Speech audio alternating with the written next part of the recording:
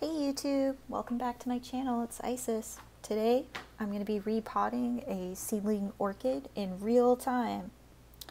So first a little bit about this plant. This is Cattleya Peckhaviensis, which is a cross between aclandiae and schilleriana.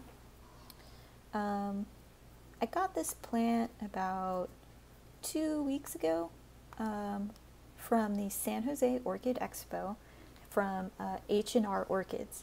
It came in a 2-inch pot, and when I unpotted it, I realized there were actually 3 big seedlings and 3 small seedlings. So I put 2 of the larger seedlings into individual pots, and I made a compote of the smaller seedlings. This was one of the bigger ones, and just for fun, I tried to mount it on a champagne cork, which I guess was ill-advised. Unsurprisingly, it didn't do that well. Anyway, so today I'm repotting it.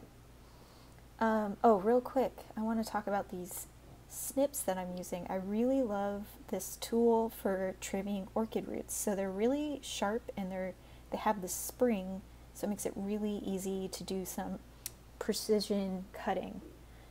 So I'm just going to trim off all the kind of dried up roots that sort of desiccated while it was mounted on that cork. I feel pretty bad about torturing this little guy. Anyway, so today I'm going to repot it into a small 2-inch plastic net basket with wine corks. So I saw this method on Wade's Orchids channel. He's another YouTuber, and he had a video on how to repot in a basket with wine corks, and I just thought it was so cool. And unlike Wade, I did drink the wine that these corks came from. So I have both synthetic and real cork, and I don't think it actually matters for the orchids. So I decided to use this potting method based on the parentage of this plant. So I know that it really likes fast draining media. Oh, real quick, you need to have the right tools to cut corks. It's not easy to cut with scissors. So these snips are so good. Check this out. Right, so based on the parentage of this plant, I know that aclandiae tends to do very well when mounted, and I bet schilleriana is the same. So that means they need really fast draining media. And I've never really mounted an orchid before, and as a home grower, it's harder for me to maintain the humidity that's required for mounted plants. And I'll actually do a video about how I keep my mounted plants inside my house, because I have some tricks. So in terms of fast draining media, a basket and corks fit the bill perfectly. Corks are great because they don't absorb water, and they also don't really break down.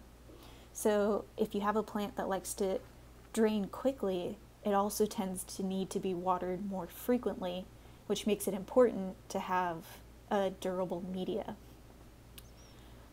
But in this case, the corks are mainly just stabilizing my teeny tiny little plant in this basket.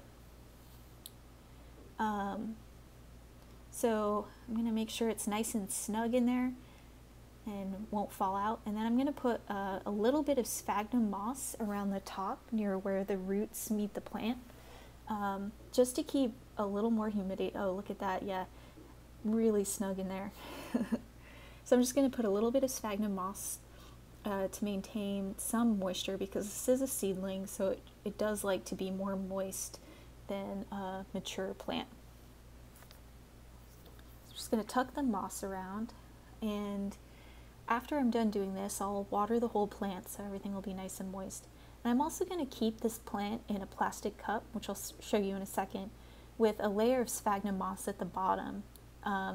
This is sort of a modification of the spag and bad method, and I saw this on Holy City Orchids.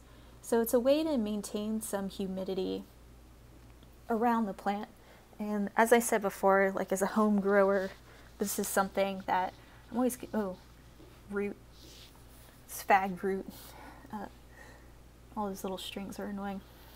Anyways, as a home grower, I'm concerned about maintaining humidity. So I found that this works pretty well. Oh right, don't forget to put the tag back, or else you'll be very confused later. So here's my plastic cup. I'm going to sit, plant sits almost all the way in, but we'll get some airflow still. Then I'll just put in some sphagnum at the bottom.